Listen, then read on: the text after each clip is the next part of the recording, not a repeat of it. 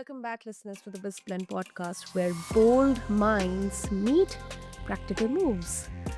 Now, listeners, today's conversation is for every entrepreneur or founder who's ever felt like they are the bottleneck in their business. You know the signs: fatigue, decision fatigue, strategy spiral, and then a never ending to do list that somehow leaves you or makes you feel less fulfilled. But what if business success isn't about just pushing harder, but leading from who you actually are? Our guest, Gary Montalvo, he's a leadership and mindset coach with nearly 20 years of experience helping big hearted business owners step out of the chaos and embrace or step into conscious leadership. He's a former Chief Growth Officer at LimeLife by Alcone and also host of the Ownership podcast. And listeners, Gary is known for cutting through noise with real, raw talk, practical tools, and also contagious energy. And well, we're diving deep into how to lead as your authentic self and why most leadership myths are quietly keeping us stuck, and what exactly does it take to build a business that works for you, not the other way around. So let's quickly get into it. So, Gary, welcome to the show, and I'm really, really honored to have you here with us. Thank you so much. The honor is all mine. I am a podcast host myself, so I know what it means when you invite somebody into your home and have them sit down and have a chat with me. So with you. So thank you so much. I really appreciate it. Thank you, Gary, for the warm words. And let's talk about leadership as a form of self-expression. Because this I believe it's not a very textbook kind of approach to leadership. Now we are talking about different forms of leadership: intuitive leadership, servant leadership, conscious leadership. So for founders who are deep in that survival mode, um, this kind of can sound like a luxury. So, how do you define authentic leadership in a way that's accessible and also actionable? Yeah. So it's interesting because leadership is something that we talk a lot about as entrepreneurs and when you start your professional journey. But the truth is, we get very little training on leadership in life, growing up and in school and at home. These aren't necessarily things that are talked about in an intentional way. And what starts to happen is we start to learn our leadership lessons by what we're seeing around us, by what we're watching around us, by what we watch other people do. And so, how we start to first model leadership is how other people do it, right? How we saw other people model leadership for us, what we saw on TV, what we saw in the news, what we saw in school, what we saw, wherever you learned leadership. And so it's not really about your authentic self-expression is you're literally miming how you think it should go, right? And so then when you get into starting your business, when you get into starting to lead other people, you're now starting to practice these skills that you learned, but they're not yours. They're not skills that you authentically created. They're not skills that you've authentically said, hey, how do I want to leave others feeling? How do I want to lead myself through challenges? At the end of the day, what is it that I want to accomplish in in the planet, in my time here. Those are not necessarily conversations that a lot of people get to engage in. So my mission is to give people permission to ask themselves those questions and to begin the process of crafting what does your authentic form of leadership look like? What does your authentic self expression of leadership look like? And when you start to ask those questions, well, now you get curious, right? You start to go on a journey. You start to really inquire for yourself and create that. And magic starts to happen when you do that because Authenticity is air, authenticity is freedom, authenticity brings you energy and it gives you passion and it lights you up for the because listen, you know this, starting a business is hard work. Yeah, yeah, It's it is. it's hard work. It takes everything, and it's like and just when you think you have it figured out, it's like, nope, the market's changed, new conditions, a pandemic, or, whatever it is, right? Yeah. So your authentic leadership is what gets you through those challenges and what gets you through figuring out the roller coaster ride of all of that. If you are just trying to pretend to see what other people are doing, then you're just gonna follow people off a cliff, because Mm. it's not really your plan that you created. You're just doing what other people wanted you to do. So that's really the framework, the come from that I approach leadership. Um, when I'm working with entrepreneurs and leaders. Yeah. I so much agree with that. Um, Entrepreneurship is really, really hard.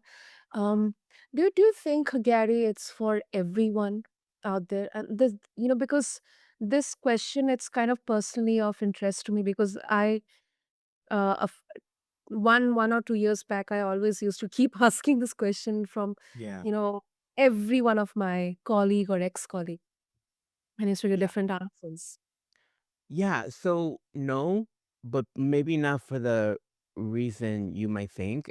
So no, because not everybody may want to do that, right? Mm, Not everybody may want to live with the stress or uncertainty of figuring out, when you're an entrepreneur, you're always chasing the next sale, right? There's always a place in which your bottom line always depends on your next deal.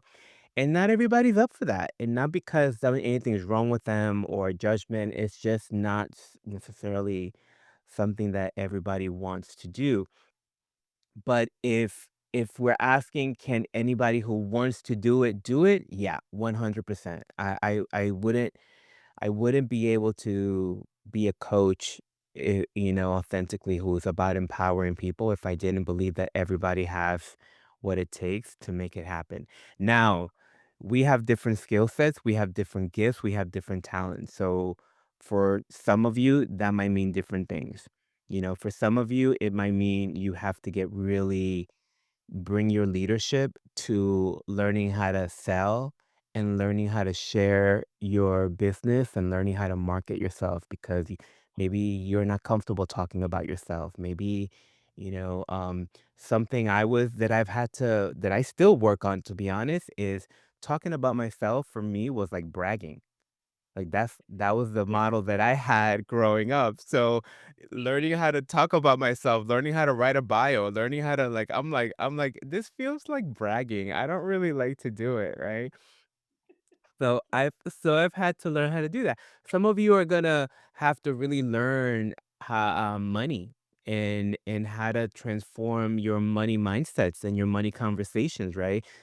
I work with heart-centered people, and so heart-centered people are often coming from a place of service. They mm, just wanna help. They wanna make an impact. They would be doing what they do for free if they did not have to charge, right? So when it comes to them learning how to set their prices, create their packages, ask for the exchange of monetary value, they're like, "What? Huh? This is weird. I don't," And some of you are gonna have to learn how to really work with other people and include other people. Some of you are loners and you're task oriented, so maybe managing a team is gonna be a real challenge for you. So we all have things to learn in this journey. So I do believe that if you want to do this, you can, but we all have different things to learn. We all have different skills to acquire. We all have different things that stop us. And as long as you bring leadership to those areas, you'll figure it out because leadership is that thing that has you push through. When I'm talking a lot of this is another mistake that people make, entrepreneurs, especially when they're starting. They only think about leadership as it relates to their team or as it relates to managing others. And Yeah, my yeah, whole thing is like, no, how do you lead yourself? Right? How do you lead yourself? How do you push yourself through the things that are uncomfortable? How do you push yourself through learning the things that you need to learn? How do you push yourself through the hard times and your challenges? That is also leadership. So yeah, I think anybody can do it. It's just we all have a different journey to get there, if that makes sense, Sana. yeah, that definitely does. And how exactly does, I say, because uh, previous week, it's yet to be a released episode on BizBlend, but I was discussing with a guest about the difference between leadership and management, Mm. leader and a manager. Personally, I used to believe that a manager is not a leader, but a leader is a manager. So it's like, if you're just managing a team, if you're just there to execute stuff, you manage your people, that's it. But you cannot inspire them. A leader is someone who leads, guides, and inspires their team members. But it kind of challenged my perspective, because a good leader and a good manager is somewhere in the intersection of these two, kind of the Venn diagram.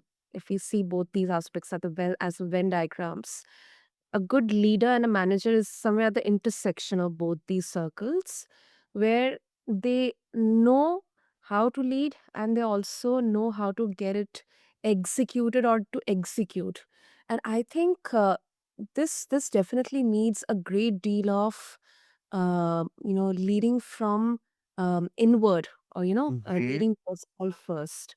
Because if you do not have any idea about how you lead yourself and how you get yourself to do the tasks that you have created in your mind, or in your, let's say, journal, then it kind of becomes a slippery slope for guiding others to get it done as well, or inspiring them to Yeah, get it. 100%. And something, one of the reasons I love your podcast and the body of podcast that you and your team are putting together is that you're really taking on a holistic approach to life. Yeah. And I think that being a leader it requires space for you to reflect and do the work of creating what kind of leader do you want to be? What are the things that are challenging you right now? What do you need in your spirit, in your body to Mm. do this type of work, to do the work that you're being tasked to do. And so one of the things that's happening today in the world is that we are so stimulated and we have devices in front of our faces at all times. Yeah. And so we're always in reaction. We always have a notification, we always have an alarm, we always have an email, a text, whatever, right? And so we're creating ourselves in ways where there isn't a lot of space. We're always in reaction, we're always stimulated. And so a lot of the conversations that you're leading here are really about creating mindfulness and creating a healthy enough lifestyle that allows you to have the space to go on the inquiry that we're talking about, to Mm. ask the questions, the deep questions of, because you're gonna have to undo some of the lessons you've learned about leadership. The mindset that you have can only get you where you are, right? Absolutely. So Absolutely. if you want to go to a next level, if you want to build a new company, if you want to expand in some capacity, if you want to move to a different place, all of those things require a new you. It requires a new evolution of who you know yourself to be. And so if you don't have the space to think that through, to sit in the question, right? To just sit in the question with your purpose and ask those questions and wait for the answers, you're just gonna always be shooting off the hip, and that's more management, right? putting out fires, managing the tasks, responding to emergencies. The type of conversation we're having is you step back and you can take you can take a view of the future and say, okay, where do I want my team to be a year, 5 years from now? Where do not just the finances, but where do I want the team? How many leaders do I need to have in place? Right? Exactly. Exactly. H how what position do I need to have filled in my company in order to be able to grow? And how can I be freed up to keep doing this thinking, right? How can I be freed up to keep visioning the future of the company and creating the future of what we're building here and creating culture, right? That's Yeah. something that a lot of people don't think about. It's like you have to build a culture. You have to not think about how people are cared for in your organization? What's the experience they have when they come in? How do they, how do they feel good about working with you, for you, with you? Those are like that's gold. That's I if there's some other metal to signify more than gold, maybe platinum, I'm not sure. Yeah, yeah, yeah, you're right. That is so cool because Gary, to be honest, in building Healthy Mind by Avik as a platform, our journey, it all started like 3 years back with Avik, just getting laid out of his job and then doing some, here and there on LinkedIn Lives. And then out of nowhere, he started this podcast. Healthy Mind, Healthy Life was our first show. And then I joined 1.5 years back, very consciously leaving my corporate career and then Mm, com- putting myself into this. We are learning so much every day, every month, yeah, each year in terms of team building, culture, in terms of even understanding the most important two aspects that you mentioned. Number one is for an entrepreneur and a founder, you're not here to just do the job. You have to be free, you have to be creatively, you have to be mindful yeah, to make sure that you are um, at least seeing the vision and a pathway for that vision to be fruitful and come to its fruition. Because if you're just always busy in putting completion of the tasks and managing everything, it's your company who is running you, you are not running your yeah, company. yeah, So that's where delegation is so, so important, and the team building aspect is so important. This yeah, is something we both are learning. Secondly, you mentioned about the culture. I believe that these fundamental years of building a platform or a company, they are so important because these are the years when you lay the foundation of building a culture, the processes, the people culture, mm, uh, mindset of a company, how company has its own mindset and a brain there. I think it's so important, especially in the formative years. yeah. And I'm so glad you said that because it's something that founders and entrepreneurs don't start thinking about until they already it's almost they don't start thinking about it until it's too late.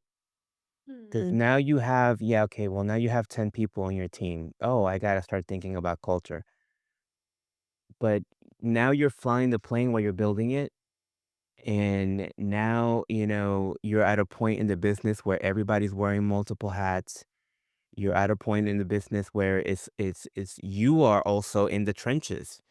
When you Yeah. start to build that from the beginning, it starts to get in the water from the very get-go.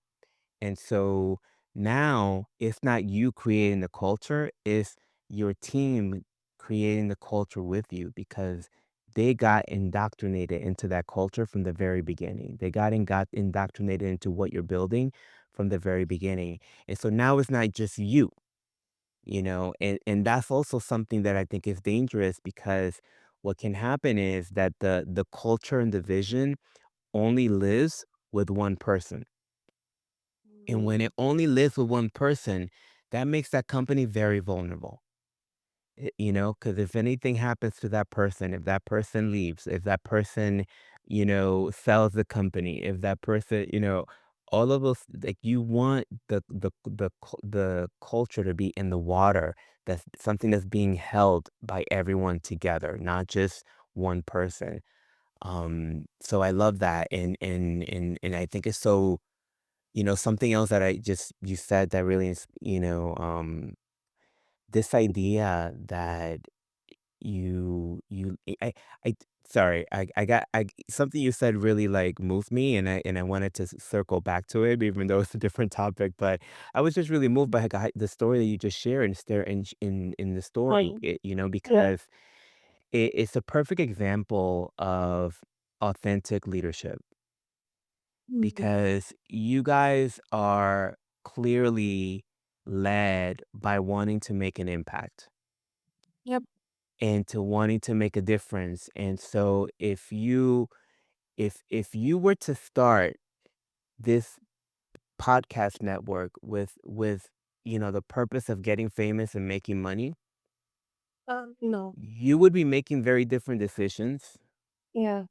and you would be leading very differently. And I'm not saying there's anything wrong with that, but my point is that I want people to, one of the things that I'm really passionate about is highlighting examples where people get to see other leaders creating authentic businesses that are in the self-expression of their leadership and a self-expression of the difference they want to make in the world. Because a lot of people think that they have to be about the money, Yeah. or you know create, like, you can have both. You can have both. You can have impact, and you can have the success. And I think you guys are a perfect example of that. And it's all coming from an organic, um, you know, passion of making a difference, an organic desire to make an impact. So I just think it's so beautiful, and I really acknowledge you again for the work that you guys are doing. Wow. Thank you so much. Yeah. This so much. And um somehow, you know, this entire discussion kind of connects with the name of your podcast as well, because ownership um, is one of the most important, not skill I would say, but Yeah. it's a characteristic trait of a leader, whether it's in a workplace or in company or personally as well. Because as a person, uh, it has been really difficult for me sometimes to own my mistakes and the blunders that I did. Yeah. But in the long run, it has definitely humbled me. Yeah. Has definitely helped me to forgive myself, stop judging myself, and kind of move on, learn from those mistakes, and just going head on ahead. So, Gary, what does ownership really look like in practice to you? I mean, beyond just the targets, the KPIs, or the Yeah. systems. Yeah. So, when I created the ownership game, have I wanted to have a space where people could experience, learn, about personal responsibility. That's how I define ownership. That you are able to take personal responsibility for whatever it is, that you want in your life, whatever it is. And responsibility is one of these words that's a little bit tricky, because similar to leadership, the way that we learn about responsibility is usually like, did you do your homework? Did you take out the garbage? Did you do what your parents told you to do? If you did that, good boy, you're responsible. And if you didn't do that, you're an irresponsible bad, right? So we tend to have this relationship with responsibility, where responsibility is a burden, right? Or where responsibility is something that we are in reaction to, meaning I'm supposed to do this thing. I'm supposed to get the grades. If I don't do this, I'm gonna get in trouble. So it's kind of a victim relationship, right? And victim can be a triggering word for people. But my By me saying that, all that I mean is that you are responding to life. You are the effect of some other circumstance. And so, what I'm really out to teach people through the Ownership Game podcast is you have something to say about how life goes, Mhm. right? You may not control everything. You can, you don't, right? You cannot control the outcome. You cannot control the circumstances, but you have something to say about it. You have something to say about how you choose to respond, and you have everything to say about how you choose to experience that. And that's where the real power comes in for us as humans. We very often like to give up our responsibility when it comes to our feelings and our thoughts and our experiences. And what I mean by that is that your experience, thoughts, and emotions are often determined by what's happening out here. If Santa comes on and you say something that upsets me, that I don't like, that I disagree with, well, now I'm impacted, right? Now my experience of this interview, now this just went through, oh, this is the worst interview ever. No one's gonna like this, whatever Yeah. story I spin on, right? But when I step into a place of ownership and ownership over my experience, ownership over my thoughts and my everything that's going on inside of my head, well, that thing that you said that perhaps gave me a very human reaction of feeling like, oh my God, Santa doesn't respect me. She doesn't think I'm a good host. Well, if I take an ownership of that, I can say, well, Gary, do you really know that? Do you Mhm. really know that? Is that really true? Is that just a story that you're in your head right now? And even let's say worst case scenario, let's say that it is true. What can you do about it? Well, I can just focus on being in service. I can Yeah. focus on creating a message for that one person that needs to hear this. I can focus on just sharing my heart and being my true authentic passion. And Santa may receive that or not, but then I'm in integrity with myself because I'm following my heart and my path, Yeah. right? Or I might just say, "Hey, Santa, I just want to check in with you. Is everything okay? Do you need me to be different? Was this what you expected?" Right? I have a lot of options, right? I Yeah. have a lot of options. Those are just two or three that I shared, but I need to be in ownership in order to access those options. If Exactly. I'm not in ownership and I'm just reacting, well, now this I would have been upset the whole time, sitting here pretending that we're having a great time. And then when we get off, I'm gonna go, oh my God, Santa was horrible. I'm never gonna share that podcast episode or whatever story you're gonna get it. You know what I mean?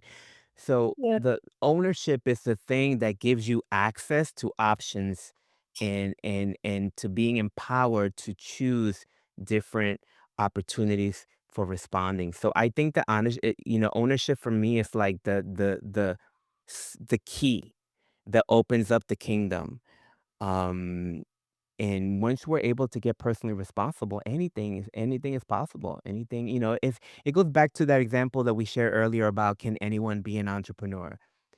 Well, Mhm. yes, you might have different work to do, but if you get an ownership of it, you will ask those questions, you will discover those lessons, you're gonna have a ton of breakdowns, right? You're gonna have a ton of failure, quote unquote failure, but if you're in ownership, you learn from all those things. You integrate all those those failures become your biggest lessons, your biggest teachings, those moments that break through and you never I mean, Sana, I'm willing to bet that your biggest lessons in this journey have come from some oopsie and Yeah. and you learned and you're like, okay, new process, new system, new way of being, new something, but did this just cost a breakthrough because we're not doing that again. Exactly. Exactly. It's how we And learn. yeah, some of the biggest learnings have come from some of the most surprising, embarrassing Yeah, moments from, when I yeah. started for the first time. But it kind of felt bad initially, but then I took every single of them as a feedback for me, and Yeah. I am working on them. I shouldn't say that I have worked on them. I am working on them. Yeah. It is Yeah. continuous learning. It And can this is never stop. sorry, this is beautiful what you're just modeling for people. I also want to point this out. So you are modeling perfectly what it's like to be in ownership of something that you are still working on and haven't resolved, right? So when you are in ownership of it, because now what happens is now Sana has an eye for it. So when it shows up again, she can recognize it and go, "Oh, there's that thing that I'm working on that I haven't figured out, but there it is again. What do I do about it right now?" Right? How do I handle that? How do, you know, I'm working on